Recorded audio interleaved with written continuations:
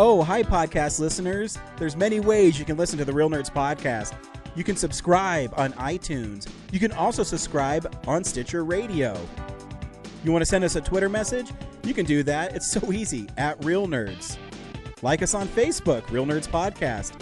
You can visit our website, realnerdspodcast.com, where there'll be a lot of articles for you to not only read, but to listen to our previous shows. Do you like your stories told through pictures? Then you can also follow us at Real Nerds on Instagram. You can also call us, 720-6nerds5. Thanks for listening and enjoy the show. Camera, action! Well, a real nerd knows who shot, and a real nerd can follow the plot, and a real nerd can... talk film! I'm sorry. Take it outside. Well, a real nerd knows who shot, and a real nerd can follow the plot, and a real nerd will give it all they got. Lights, camera, action! Real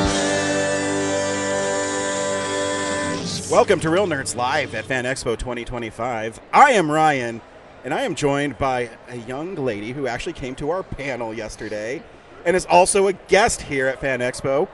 Go ahead and introduce yourself to everybody. Hi, everyone. I'm Natalia Rose Wolfman. I am a literary guest here at FanExpo Denver 2025. I write horror, but I also write a little bit of everything. I'm also a big film nerd, massive film nerd. So. Awesome. That's what I love to hear, because even though we're real nerds, we actually are really big nerds in everything, too. I just use this as an excuse on our website. I'll always write about, comic books or video games or whatever the case may be, because I think that's what's great about this place is everybody is welcome and everybody has a nerd thing they love, and we can all just have fun with it. Yeah, I've been doing Comic-Con since I was 6, and they just they are more and more fun. Oh, I love doing them. Awesome. So let's talk about you. You are we talked a little bit after our panel yesterday, and you said really big words that I don't understand. And you're also have your own panels this weekend. What are your panels? Today we are doing diverse representation in horror to talk Very about cool. diversity within the horror industry as a whole. And then tomorrow we're doing psychology and its applications to horror. So we'll get a little bit into psychological horror, but most of the time I tend to focus on how slashers do it, because I think the final girl trope is really interesting when you look at it psychologically. There's a lot of elements of PTSD there that a lot of fans tend to overlook. And I think that all horror movies are inherently psychological in some way, shape, or form. I agree with you. So when you say diversity in horror films, for some reason nowadays that seems like it's a hot topic or a controversial one, which it doesn't feel like it should be. When you say that, what do you mean by that? I mainly talk about, I want to talk today about how the tropes are used. I think a lot of the times we often consider, bury your gays was a trope, 40 years ago, but it's still happening today. Mm-hmm. And at the same time, there's still, I'm an Indigenous creator myself, so there's a lot of underrepresentation in the Indigenous horror industry. Now, we've seen changes. We've seen movies like Prey that came out, or we have movies like Hell of a Summer that feature a Indigenous antagonist.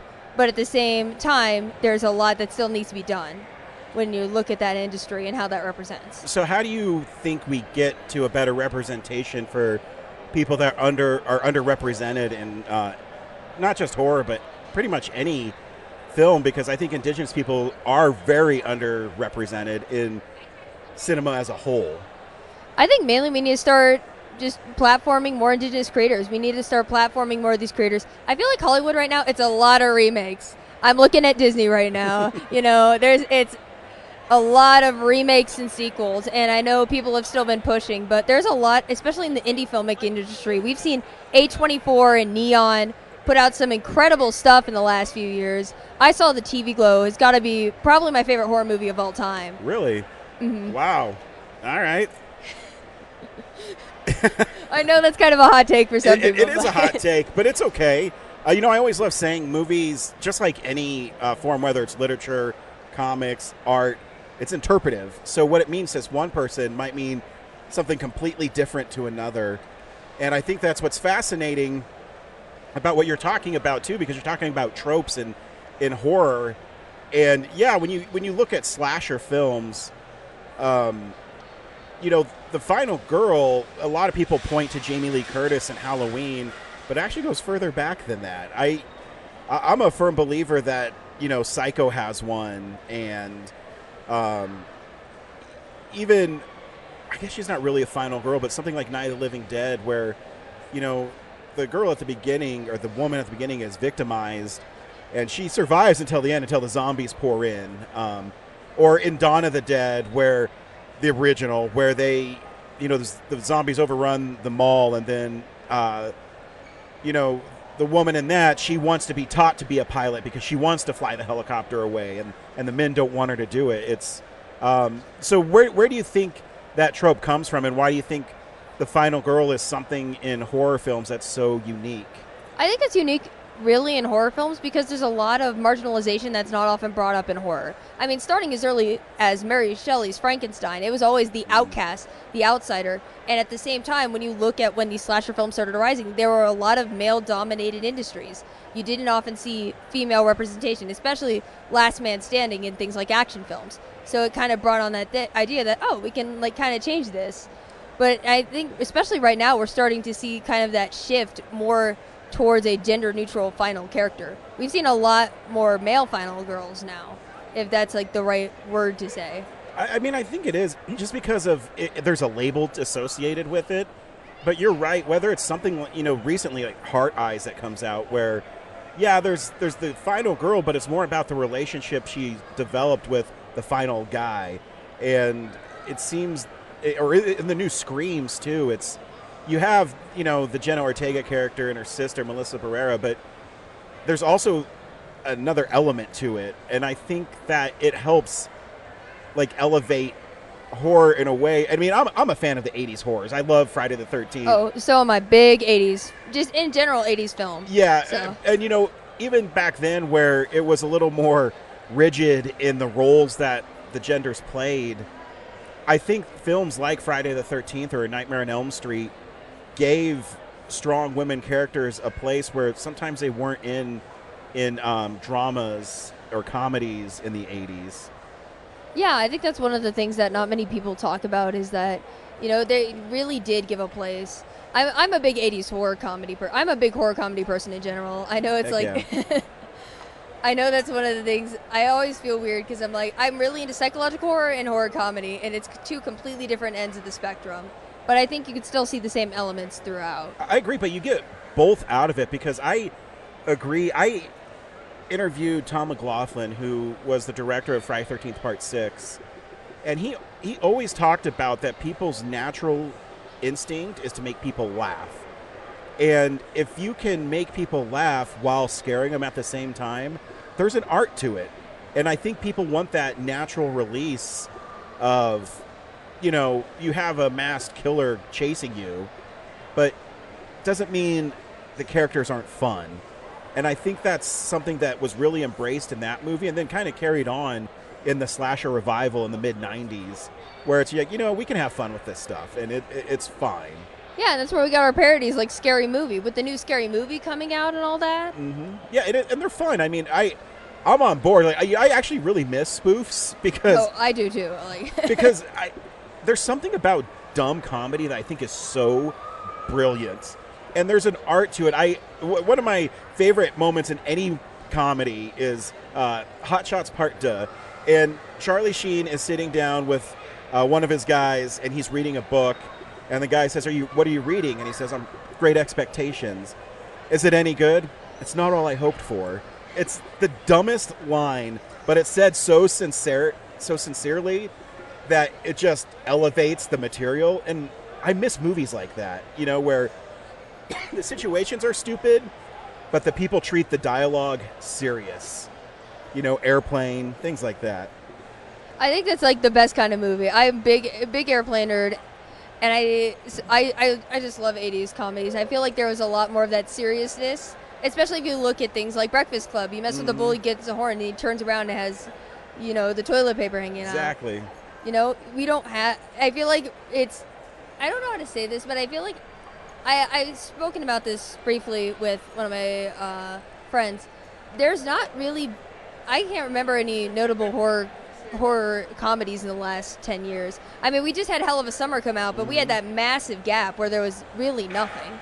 Yeah, you're right. You know, the one that I always think of is like Cabin in the Woods was the last kind of, the situations were really silly, and it leaned into the comedy really well.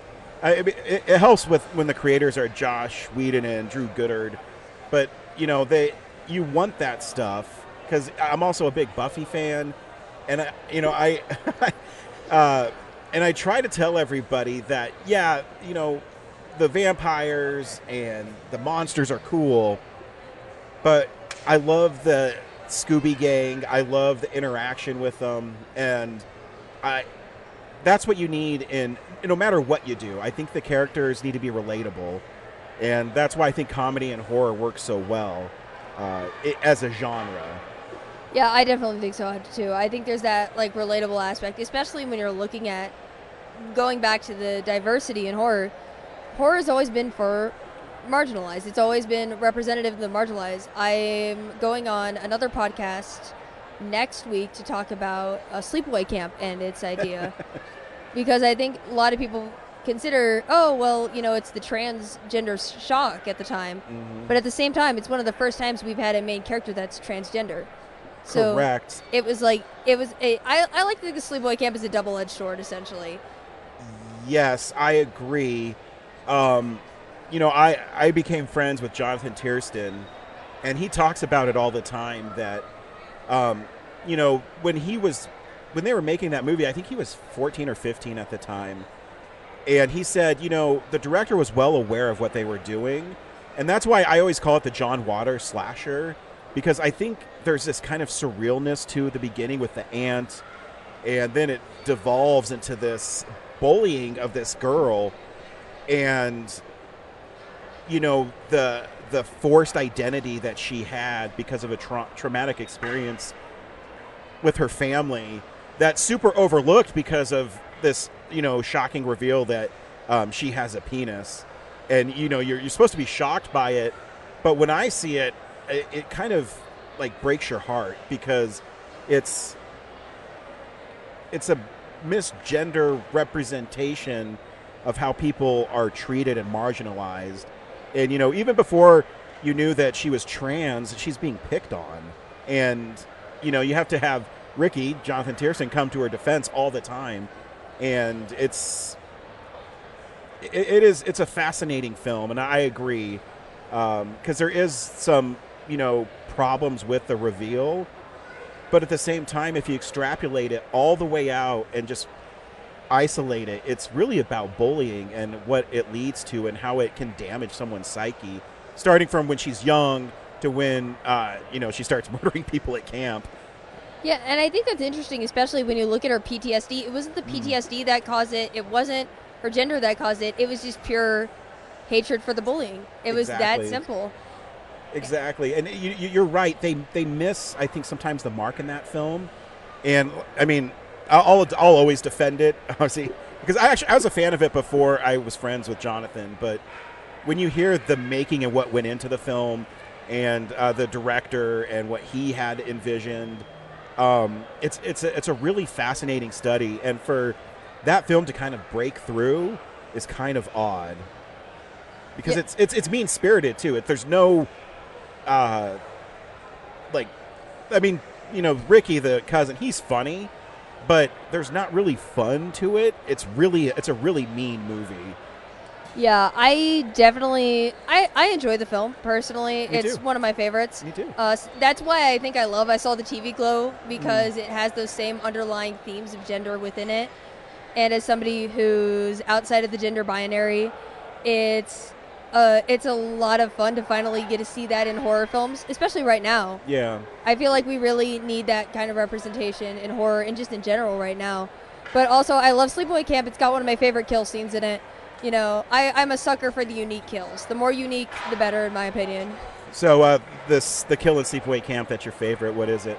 It's the curling iron scene. I know it grosses people out, but I'm like, I love just any unique kill. If it's done with something besides a knife or an axe, count me in. Fear Street Part 1. I'm sorry if nobody's seen it. If not, recommend you pause here and move on a little bit. The bread slicer kill. Yes. It's my favorite, one of my favorite movie scenes of all time. I also like, it's funny because I like mean kills too. I always thought in Friday the 13th Part 2, where Jason just whacks the guy in the wheelchair in the head and he goes down the stairs, is one of the most mean, cold-hearted kills in any horror film. And what I also like about it too is it turns, because I'm also a big proponent of, I know it's kind of fun and I joke about it too, but Jason really doesn't punish people for what they do. He just kills them. And Mark in the wheelchair in Friday the 13th Part 2, to me, is the antithesis of that. I mean, what is he doing? He's literally just outside, and he just takes a machete to the face. Yeah, exactly. And I think that really says something, because when you look at a lot, I'm writing a paper right now. My family and friends jokingly call it my master's thesis because it is 80 pages long. Wow. On child psychopathology and horror, and I bring up Friday the 13th and the fact that a lot of the times, I think the reason that everyone associates Friday the 13th with the sex scenes and Jason killing them because of it is it's just a representation for adolescence having its consequences, for certain things. But at the same time, life just kind of happens, You can never expect what's going to happen. I think a lot of people, especially today, take for granted life just in general. And I think horror is a great way of reminding us that death is still there. It can happen anytime. You don't have to expect it. And I agree 100% with what you're saying, because Jason is the embodiment of inevitability. It's not, because I don't believe in the punishment part, and that's just my interpretation of the character. And I think if you really strip away, when you ask the writers of the films, they would probably say the same thing. I mean, you have to have a certain amount of quota for those, and you're looking for a certain style in it. But at the end of the day, he's the inevitability of death. He is, you jump in the water and the shark gets you. I mean, the odds of that are so small. Also, being at summer camp and someone skewering you with a machete is also very small. But you're right, it's when you're that age, you have this sense of invulnerability to you. And Freddy and Jason and Michael kind of remind you that, nope, it's not going to happen that way. And I'm going to go back to Hell of a Summer, because as a young indie writer myself, I was so excited to see it. I'm like, oh, we got another young indie writer coming in. And yeah, he has a lot of background in this, sort of thing. So I'm always excited to support another young indie. And they brought up in the Q&A how it's supposed to be like moving on from your childhood and into adulthood. And I think that kind of invulnerability is still within that film at the end of the day, because you still see these characters and they're all still teenagers, or they're going into adulthood and they're trying to make that transition into adulthood. Yeah, you're 100% right. And when we talk about representation, I think what's often overlooked in horror is it has great representation in it. Even in the 80s, it might have been exaggerated, whether you're a minority or you're gay or whatever the case may be. But I think you're right, too. Nowadays, you really need that representation in film, because I feel right now in our climate, everything's under attack just for being who you are. And that's not cool. Like, people should be allowed to be who they are and express themselves any way they want. I think that's a fundamental right of what we have. And I think horror is a great way to look at that, because they let everybody into the pool. Everybody jumps in the pool in horror films. Yeah, horror, I like to think, represents the marginalized. It represents the underrepresented.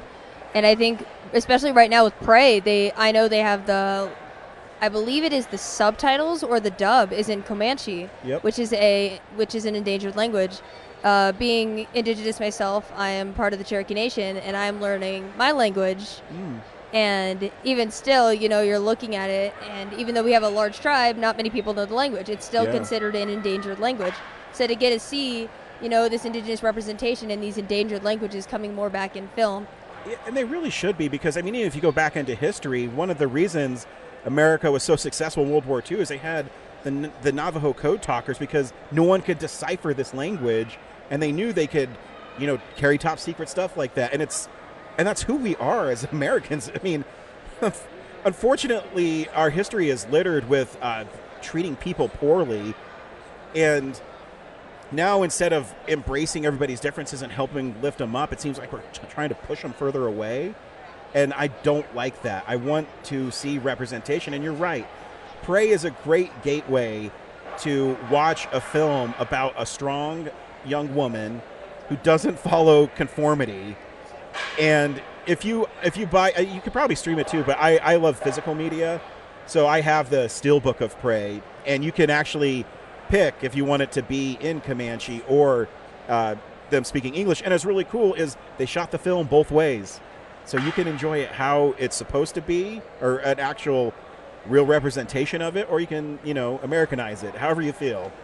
Yeah, exactly. I think, especially right now, we're filming this on the 4th of July, which is fitting, I guess is the right way to say it. There is a divide, and that's what I like so much about Comic-Con and film in general. It unites so many people. Like, I got to go to Toronto, and I remember we were staying right next to the TIFF Theater, and there were so many people from just all over the world coming and just taking pictures and going into the TIFF Theater.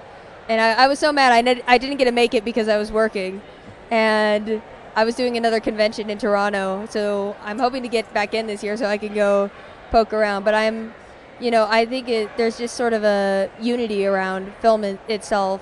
Film's been a big part of my life. Yeah. My latest book is it's not horror, but it's all based around film itself and the big inspirations of film in my life. So, perfect segue. It's like you've done interviews before. So talk to me about books you've written and why you wrote those books. Well, the first one I wrote, I was 16 when I published it, so wow. I was very, very young. I like to describe it, if you like Stranger Things, and it's like the southern baby of those two. I love the character dynamics from it, but I also take character dynamics from Superbad. Yes.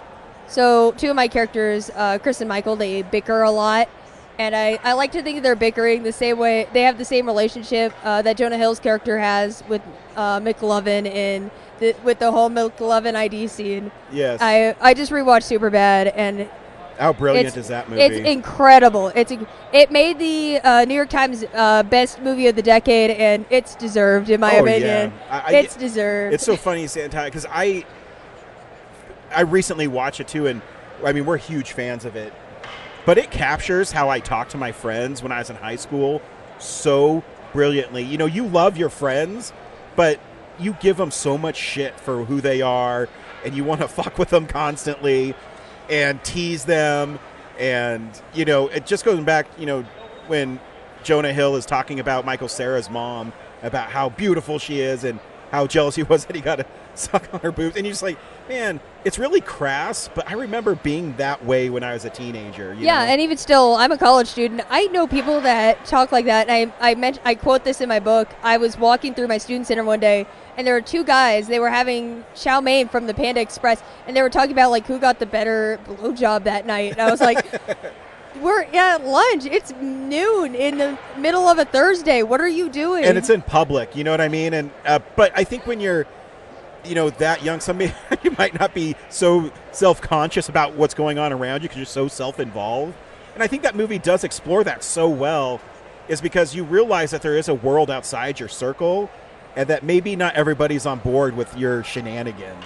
And that's why I love the 2017 version of it, because if you look at Richie and Eddie, Finn Wolfhard and Jack Dylan Grazer improvised most of those lines. And it's just, if you watch their dynamic, it's just like a bunch of friends going at it. It felt so natural. It felt like you were just actually in the story rather than you have to remember it's scripted. But even watching it now, rewatching it for my master's thesis, as they call it, getting to rewatch those things, and you're just watching it and you're like, wow, this does not seem like a horror movie. This does not seem like that sort of thing. This just seems like a bunch of friends messing around with each other. And I think that's why Chapter 1 was so successful. Chapter 2 is fine. I think you lost the dynamic of the relationship of the children. And I mean, it's just a natural evolution. When you get older, everything becomes more serious and stuff like that. But I think the first part is such a brilliant horror film. Not because kids are in danger, but I think because what you touched on, the characters feel real. You know, even though they're 12, 13 years old, it's who it is. I relate it to the New Kids on the Block, and he had the crush, and he says, "Baby, please don't go," and I just it's just wonderful. It's an incredible film. I love the dynamics in it, and I think especially nowadays there's a lot of that sort of scripting in Hollywood. I'm like, just let it be natural, but don't go like I like to think there's a delicate balance between the two. There's a balance between scripted and improv. Yes. And you got to find that right balance to make it just perfectly work out. And I think another thing in the It cast that made them mesh so well together is they spent a lot of time hanging out outside of set. Mm-hmm. And I think that's why you get meshing so well. Especially watch the earlier seasons of Stranger Things. They mesh so well because they're hanging out after each of these, episodes. I agree. Are you nervous about the last season? I'm a little nervous. Yeah, why? How so? I like the first 2 seasons. They released when I was in middle school, and now I'm in college, nearly graduated. Oh, I'm so old. I know. I got the old treatment the other day. I have a cousin, and I told him when I was born, he goes, "Wow, you're vintage." And I went, oh man. Is that a compliment? I don't know. I also went to a toy store, and they're like vintage toys, and it's stuff that I grew up with. I'm like, oh, so this is what it's going to be like now, huh? So Natalia, I'll tell you, when you get older like me, because I'm guessing about 20 years older than you, and you go and you listen to the oldies like music channel, and it's the music you listen to, and you say, oh, that's where I'm at. That was my first experience. I was listening to the radio in the car, and they were like, check out this throwback hit from 10 years ago, and it was Gangnam Style. I was like, oh, I remember when this released. Is Gangnam 10 years old? Apparently it's 10 years old. Gosh. That was such in the lexicon of pop culture that, but hey, you know what? Good for Psy. I'm proud of him. Yeah, good for Psy. Yeah. But I think there's just so many dynamics, and I love Stranger Things. I love the first 2 seasons, and then the third season, I was like, there's way too many storylines. It's way too complex. There's too many characters. I can't keep up. And so I watched the 4th season, and I liked the twist for the 4th season. But at the same time, now I'm learning they have a new animated series coming out that's a spin-off that has new characters introduced. And it's like, I think it's like Tales from 85 is what they say it is. And it's like a spin-off. There's going to be more characters introduced. I'm like, and there's new villains. I'm like, why do we have new villains? Stop. It's okay, Netflix. You can let it rest for a little bit. And now with the new Squid Game, too. Yeah. They're making an American version now. Are they? Why? I don't know. I feel like the entire point of the films was it was like no greed. Yeah. That seems really unnecessary. I mean, I don't mind American remakes every once in a while. I actually think Let Me In is better in the American version. But that just seems silly, because I think part of what Squid Game, why it's successful, is because it deals with Korea and their culture. I mean, I guess I don't know how you would do it in America. Yeah, that's my question. Like, how are you going to go about this? The other one that really makes me think about that sort of thing is, and how sometimes it's better, Train to Busan. I will say, the Train to Busan is incredible in the Korean version. Then there was the American version. I'm like, why do we need an American version again? Wait, there's an American version of There's that? an American version of it. I didn't even know that, and I'm a real nerd, because I thought it just ended with that really cool film. No, there's an American remake of it, and Wow. it is not that great. I also have very hot takes on The Turning, but I'm not going to get into that, because those are hot takes for another day. No, we love hot takes. So how many books have you... do you self-publish your books, or do you have a publisher? I started self-publishing, but then I made my creative imprint, so kind of both. I still run the imprint and everything. It's just now I publish it under the brand name itself. And how many novels have you written? I've written, I'll say published 3. Written, I don't know how many are my drafts. So, talking to writers always fascinates me, because I think you have to be so disciplined, and I always find it fascinating how someone writes, and every writer I've interviewed has kind of a different take.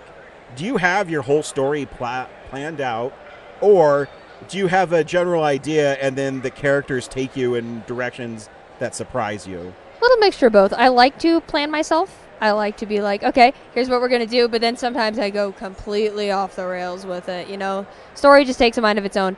I feel like I'm one of the weird writers, though.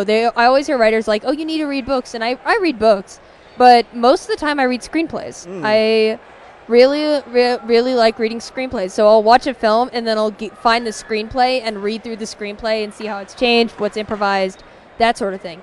And that's just the way I write and the way I kind of get along with it. And I feel like that's weird because originally I wanted to be a screenwriter before I was an author.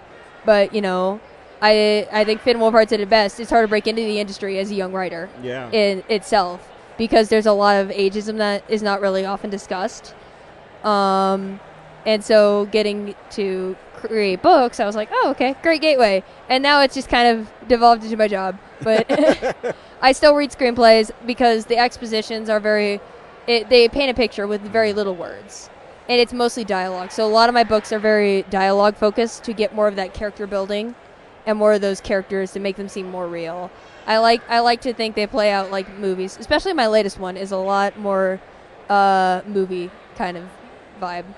So tease us. What is the name of your latest one, and why is it a movie vibe?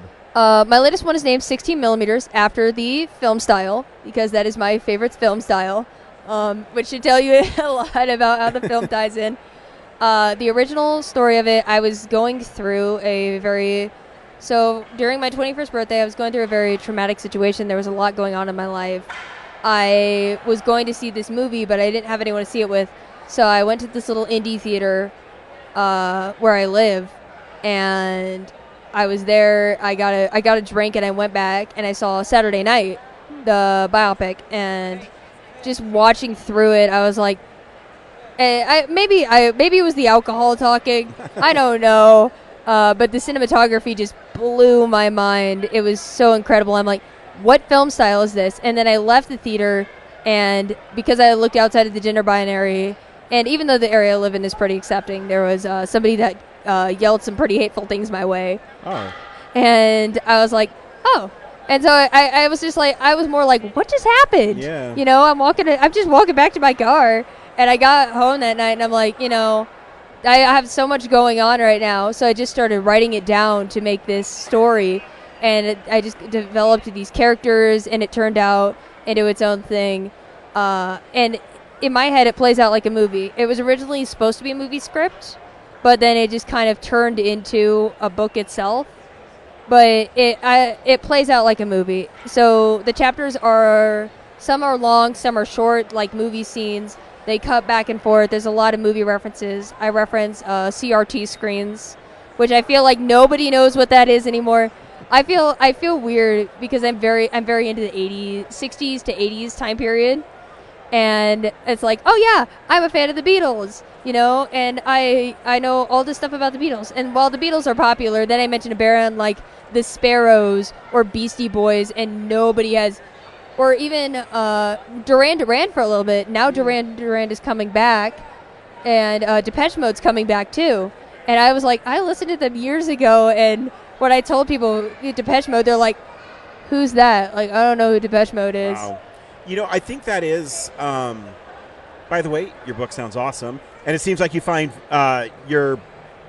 I could be wrong, but just listening to you, it sounds like you find the voices for your character propel the narrative of your stories. And that's why you're a little loose with how you write and your style in completing a book. You know, you don't go, I could be wrong, but, you know, you're not as rigid because the character could take you somewhere that you don't expect. Yeah, and that was the thing, especially writing 16.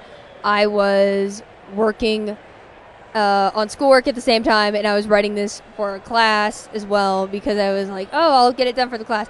I didn't get it done for the class. I had to turn in something else. But I remember sitting there, and I was like, okay, this is how I want it to go. And then by chapter 5, it was gone. It had gone in a completely different direction. I'm like, just gonna wing it then. You know, that's the best thing to do. I think just let it flow. Just let it keep going. But yeah, you're right. It's fascinating how things come back because we obviously we're real nerds, and it's REEL. I've had people ask me what a reel is, and that's when you go, those days are gone, because movies are shipped now on little flash drives. And I miss the reels. That's the fun part, though, to get the reels. That I know they had Sinners. I'm so ashamed. I still haven't seen it yet. Oh, you should see it. It was It's fascinating. I want to see it so bad, but every time I tried to get tickets, it was sold out. It was gone. And we had an IMAX up where I was, and they had the 35 millimeter screening. I'm like, I'm gonna go see it, and it was gone within 15 minutes of coming out. Yeah, there is film snobs like us that we will go to the 70 millimeter Christopher Nolan films, or because there is something that's so organic about film as an actual thing you watch that is really lost. And I love all movies. I love the new movies. There is something inherently nice about stuff from, I love movies from the 40s, but the film aspect of it, it just feels more real to me. Yeah, definitely. And I agree with that. Metropolis was the one I was recently talking about, because I know they had this, it was on 16 millimeter and it was partially damaged, and I'm like, and they're like, oh, but we lost it. But that's the fun of it. Yeah. That's the fun, is that, we have to work to preserve the film reels. And I think film reels are just kind of a lost art. And I say this as somebody who's trying to currently buy film for I bought a Polaroid Landback 330 from 1973. Heck yeah. And you can't find the film for it anymore. It's completely gone. But and you have to load the film reel and everything. And the same with, I knew people at least because I used to live in Kansas, and we had a very older town, and so people had their retro cars. And one of my friend's dads had a Thunderbird, which is my dream car. And used to crank the windows down. I remember doing that in their car. And then you get to modern cars.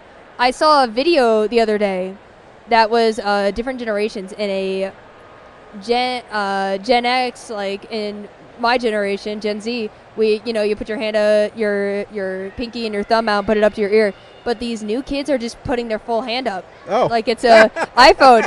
And I'm sitting here, I'm like. We don't do that anymore? No. I had a kid. I was also at a thrift store the other day, and they had a rotary phone. And I'm like, you remember using these? I was talking to my girlfriend. This kid goes, oh, wow, what's that? Yeah, there's, have you seen Clown in a Cornfield? I have not yet. I have it on my to watch this. There is a joke in there where they have to use a rotary phone, and they don't know how to, while they're being chased by a murderous clown. So that's now part of pop culture lexicon, is kids don't know how to use rotary phones.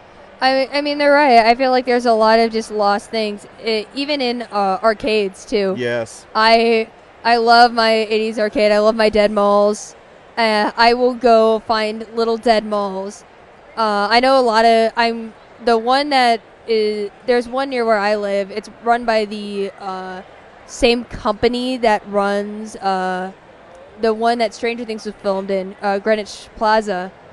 And it's completely run down, and it's still got that same 80s feel. And I think there's just something special about that. I need to smell the Wetzel's pretzels and chlorine. That's the point. Yeah, where's the fountain in the middle? Here we used to have this one called Cinderella City, and it had these little mini hot air balloons in the fountain. And that's where I always got it from, because there was the pretzel stand, the water fountain with the little mini balloons, and they just don't have it now. Everything's so sanitary and clean. Everything's so clean cut. I remember I've moved a little bit of everywhere, so I've been a little bit of everywhere. But back when I was in high school in Kansas, they had a 80s arcade, an 80s themed arcade. He had all the authentic machines and stuff, and all the authentic neon. And you'd just go after school, because it was probably a 30-minute drive from where we were. So a bunch of people would just load in a car and go after school and just, pop and play pinball. And I'm like, I got that experience, but so many kids don't get to do that. I'm like, bring back my arcades. I want my neon back. So obviously you're not from Denver, but I don't know how long you're here, about 4 miles from here, there's a bar called One Up. And I've been there. Okay, cool. So that that how great it is to go in there and see arcade games and just have fun. Yeah, and then down in Manitou Springs, down past Colorado Springs, they have all the cabinets and stuff and all the penny games. And I'm like, we need more kids going back in there. That's the best part. I feel like we've lost track of, all those third spaces, those malls. Where's the places the kids can hang out? Where are the malls? Where's the arcades? Where's the place where I could just go chill for a little bit, Yeah, no, I agree. It's it seems like it's kind of gone away. There's no community getting together and playing games, being shoulder to shoulder to somebody and, beating them in Mortal Kombat. That was always my favorite. My claim to fame is when I was really young, I won a Mortal Kombat 2 tournament, and I was really proud of myself. And now look at me. I'm a big Tetris fan. Oh, sweet. That's why I'm okay with, like, Stranger Things 3. It was a lot of that mall culture, and they brought so much back with it. Like, Orange Julius had limited edition releases with Dairy Queen. Back in the old logos. Now, for the new season, they're making the Doritos Cool Ranch back to the original bag. I'm like, heck yeah. I'm so it's like, going to be please. that white, like, blue one? It's going to be the white and blue again. I'm so excited, and I'm sitting here, I'm like, I'm okay with Stranger Things. I know it's what they consider restorative nostalgia, because it's not 100% accurate, unlike it. Yeah. It's not accurate to the time. It takes modern politics into the mask of the 80s. But I'm okay with it because I think that's what we, thrive on. Is, we want the modern conveniences, but if you have a little nostalgia sprinkled in, I think it's easy to connect with that. Yeah, having a little nostalgia is not a bad thing. And I'm so happy that Stranger Things started getting kids in the 80s. Yeah. Because I've loved the 80s since I was 10 years old. My parents raised me on Thundercats, Sid and Marty Krofft, and Voltron, the original Voltron, not the new remake, even though I did watch the new one. That was my favorite toy when I was a kid. Is my Voltron. We were too poor for me to get the full-on Voltron, but I had the red guy and the green guy, and then I pretended they formed Voltron. I love to hear that. I love my 80s. If anyone's ever in Fort Collins, there's an 80s themed pizza restaurant, totally 80s. Yes. And it is probably my favorite restaurant. It's so fun to go in there, but it's weird being raised, I was raised knowing I have a Walkman. Nice. I listened to a Walkman, and I used to bring it around my college campus, and then I got called out the other day. Someone's like, what is the best, format of music to listen to? I'm like, oh, Walkman. They're like, I know exactly who you are because you're the only person on campus that still wears one. And I feel like cassettes, are lost art, but I'm glad things like records are coming back. Oh, yeah, big time. Big time. Even cassettes. I mean, my favorite is Rod Stewart, so I'm really old school. But I always say he's still making hit records. But, I've noticed on websites now they're starting to actually release cassettes of new stuff. Yeah, the most recent one I got, so when Finn Wolfhard still had his band Calpurnia. My mom's a big Calpurnia fan and big fan of Finn Wolfhard's music. Nice. Which is hilarious because I used to be a big Stranger Things fan. I loved him for his acting when I was, back in middle school. So this is, middle school fangirl turned into author, which is hilarious. But because now people compare me to him, they're like, oh, because you guys both are Wolf last names, right? And I'm like, oh, yeah, I guess, Sure. Two different formats, but, thank you. But it's funny because she's a big fan of his music, and I remember he released the cassette, and she got it. And she's like, she took my Walkman. She stole my Walkman. I was so mad because I had just gotten Michael Jackson's Thriller on cassette. Heck yeah. And she took my Walkman to listen to it. I'm like, stop taking my Walkman. She'll still sometimes, she has her Calpurnia shirt she walks around the house in, which is hilarious to me because I stay kind of in touch because I'm a Ghostbusters fan. Heck so yeah. I'm kind of stay in touch with that. I'm kind of trying to stay as up to date with pop culture as I can. But you can't, diss the classics, in my opinion. Agreed. But my mom will walk around in this shirt, and I'm like, that's hilarious. That's got to be a little surreal. Yeah, I don't know how my parents would never wear Spider-Man. Maybe one day. My parents are both massive nerds, and same with my partner's parents. Both big nerd, like big time nerds.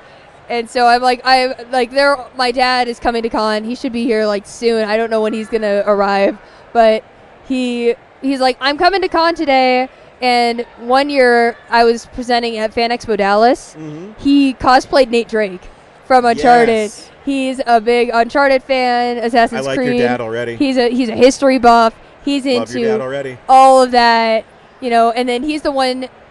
My dad raised me on like Thundercats. He watched Gargoyles all the time. Nice. Buffy was a big one, so I was raised on Buffy. And at the same time, my mom, because I was younger, got me really into the Hanna-Barbera cartoons. So you had Banana Splits, Sid and Marty Krofft, all Yogi Bear, all the older cartoons, Jetsons, and the original Addams Family and Munsters I remember watching growing up. And then getting into my grandma, my mom's side, she would leave just the classics channel on. So we're talking 30s, 40s sitcoms, and Hitchcock films. And that was where I saw my first horror movie. It was at her house, which was, I was 6 years old and I watched Cujo for the first time. Bad idea to show a 6-year-old Cujo, but... It's funny, I have the same experience. I don't remember the actual first horror film I saw, but I remember the first one that made an impact on me. My grandmother took us to Walgreens, and they used to have 99-cent video cassettes in like their little displays, and I got Night of the Living Dead, and I could never finish it. And to this day, it's still my favorite horror film. Because now, as I look at it as an older person, I see how brilliant it is. But back then, this is the scariest movie I've ever seen, and it shaped me the rest of my life of loving horror and embracing my weirdness. Yeah, and that's me with it, because it was the first... my parents always have this thing: if it's based on a movie, you have. If a book is based on there's a movie releasing that's based on a book, you have to read the book and then you will go see the movie. Mm-hmm. And I've kind of lived that way my whole life. And so I read the entirety of it front to back. All right, all 1,200 pages. All I like it. 1,200 pages. I've read it multiple times because it's such a nostalgic book for me, because that was really my first I want to say big horror book I read, like big mainstream horror, because most of I read like Goosebumps, but of course, everybody it's more kiddie horror. So it was my first real adult horror novel I read, and we went to FanExpo Dallas in 2018 and met the kid cast, and it was so funny because my parents bought me this nice hardback copy of it to get signed, and I was like, now we're gonna take the beat up old one that was in my backpack for 4 months, and that's all signed. And I know people are like, oh, but you're destroying the preservation of it or something. And I'm like, but it's, it's a nostalgic book for me. And it's your book, and it means more because they signed it. I'm on board with that 100%. I love it. And so the 2017 version of it just holds a very special place in my heart. And I went to see the 2019 version in theaters. And so it holds a very special place in my heart. I have my little... of course, nobody can see it because it's a podcast, but I have my little Richie button the Welcome to the Losers Club button I keep on my lanyard. My con lanyard is, oh gosh, I don't even want to know how old it is now. 7 years old? Nice. And I've just been adding to it ever since. Yeah, you have to. It's because it's like now a part of you. And now you're a part of a con. Is that a trip to you? It is, because when I was first writing The Woods, which is my first novel, I was writing it in the middle of Emerald City Comic Con at 5 a.m. Wow. in the middle of a coffee shop at a hotel that the con was in, because they had split it over multiple buildings. All the signings and stuff were in my hotel. And I remember sitting there and writing stuff down, and I was like, oh man, I don't know, I'm young. I don't know if this is something I want to publish. I don't know if it's good enough, even though it was 75,000 words. Wow. And I'm like, I don't know if this is something I want to do. But then I got to meet the Stranger Things cast, and I was sitting there. I was so sleep deprived and hungry. I'd been up since 5 in the morning. I had lunch, but it was like, at the time we got the signings, it was 7 o'clock at night. I'm hungry. I'm sitting there, and I'm like, you know what? If they can do it, so can I. I will be at Comic-Con one day, and then here we are now signing stuff and downstairs as a guest. And I'm just sitting there kind of, I'm on the same website that John Cena is, and I'm like telling like my friends from high school, because one of my friends from high school just had a kid, and it's weird to see these people from Because that's how I knew I was getting old. When somebody from one of my best friends from high school was like, "I'm engaged now, and we just bought our first house," and I'm like, "That's great for you. I'm still in college." Like, but then you say, "But are you on a website with John Cena?" Yeah, exactly. And then they can't say anything. I'm on a website with John Cena, Brendan Fraser, and John Boyega. You scroll down, there's my name. Yeah. And it's such a trip to me because I'm like, man, I'm on that same level now, aren't I? We're batting. This is no longer minor league, I'm just going to publish this for fun, doing little small interviews with mom and pop shop and small mom and pop shop signings. Now we're at one of the largest cons in the country, doing signings and premiering. We got panels all weekend, and you're just sitting there and you're like, wow, okay, we're no longer playing Little League baseball. We're playing major leagues now. Okay, you're definitely in the clique now. It's always fascinating because we did too. We used to just we've been here since it was started, and and they didn't know what to expect. I'll never forget. They asked us. We went and saw the Morgan Spurlock documentary, Comic-Con: A Fan's Hope. And as we were leaving, this lady named Beth, who used to be in charge of Denver Comic-Con, was outside, and she said, "Hey, you guys do a podcast. You want to come to the con and just broadcast?" And I said, "Sure." And then when we got there, we started doing interviews, and I had to moderate panels. And it is a surreal feeling. I can't tell you, and I'm sure you're feeling it now, is the first con here, because I mentioned I'm a huge Buffy fan. And they came up to me and they said, "Hey, would you be willing to moderate James Marsters' panel?" I said, fuck yes. And it's one of my most favorite stories, and my producer Brad gets tired of hearing it. But I remember going backstage to meet him, because I like to meet the celebrities beforehand and say, "Hey, I'm Ryan. Is there anything you want to talk about, not talk about? Do you want to not have any Q&A? How do you want a panel to run? I'll do it any way you want." Everybody's been really cool, and they're always saying, "No, we'll talk a little bit, then we'll let the fans." I said, "Perfect. I'm just here to facilitate. If you need anything, you let me know." So I go back, and James Marsters is on his iPhone, and he's like scrolling, and I say, "Excuse me, Mr. Marsters, blah, blah, blah." And he looked at me with like a spiked death stare. I go, "Uh-oh." And he said, "No, man, I'm cool. Whatever you want to do, I'll go out there." And so I go out, and I introduce him, and he comes out and he gives me the biggest hug. And what I loved is he's the best smelling man I have ever hugged, and I will never forget that scent. And it is a surreal feeling to be sitting on a stage with someone you just admire, and you're like, I am part of like this weird clique now. That now here I am, 13 years later, meeting new authors and having a wonderful time. And I think it's just, and that's why I bring it all the way back to when we started. That's why I love this, because all fans are welcome, and there's such a diverse amount of fans. For me, like, yeah, I especially agree. For me, con is like a second home. Like, especially with everything, the kind of divide right now, I'm like, con is essentially escapism for me. I think it's escapism for a lot of people. And when people are like, "Oh, what do we," I know people that go on cruises. I know people that go overseas internationally, and I'm like, I go to Comic-Con overseas because everyone's family here. I think that's the best way to say it. Everyone is family here.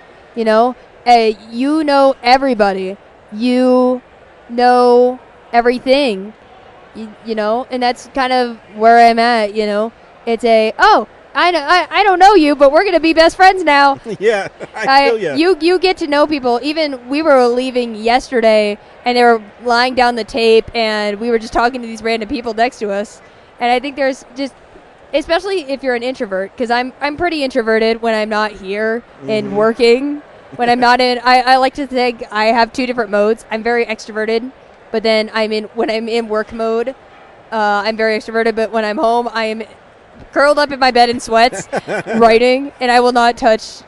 I will go outside and see the sun. I will touch grass, but I will go party. And I know people like are very party heavy, but it's so funny to me because you have all of these people, here, and a lot of these people are introverted, and this is their like one time out. This is the time they get to go out and go meet people, and you can make so many friends here at con.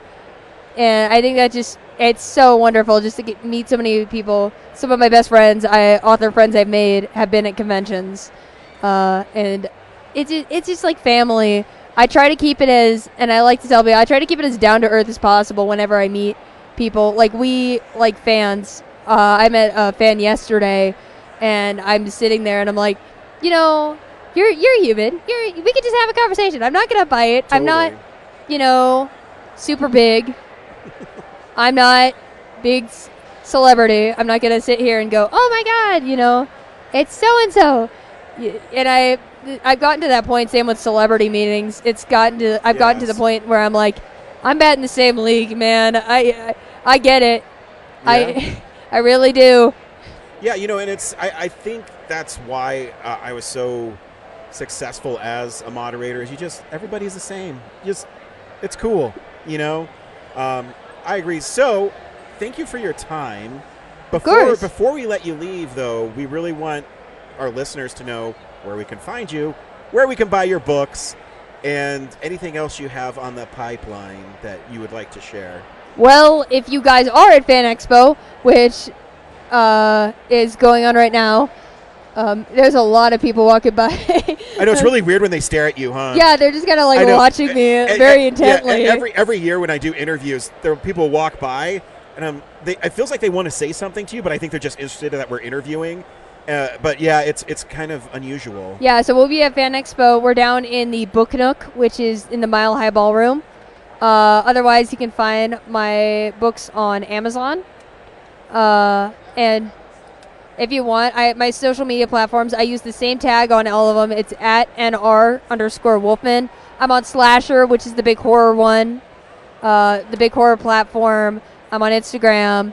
Instagram is the best way to keep up with me and see what chaos I have going on. I call it my little chaotic corner of the internet because I like to say I am peak professionalism. I wore a chicken tender shirt yesterday. Heck yeah. And the most versatile meal ever. It really is, but I wore a chicken tender shirt. I like to think I'm peak professionalism in quotes, but I'm just chaos.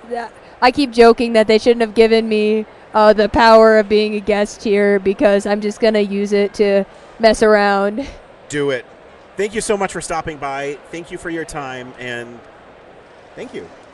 Yeah, well, thank you guys for having me. Yeah, totally. Well, a real nerd knows who shot, and a real nerd can follow the plot, and a real nerd will give it all they got. Lights, camera, action. Real nerds.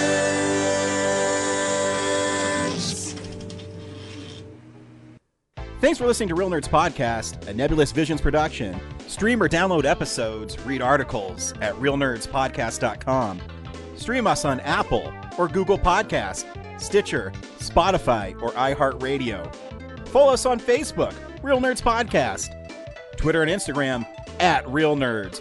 Watch us on YouTube, Real Nerds Podcast. Email us at realnerds@gmail.com. Call us at 720-6nerds5. Thank you to Sparks Mandrill, Mike at Plan 9 Studios, and Bolognium for all of our groovy theme songs. And that's how you fucking do it.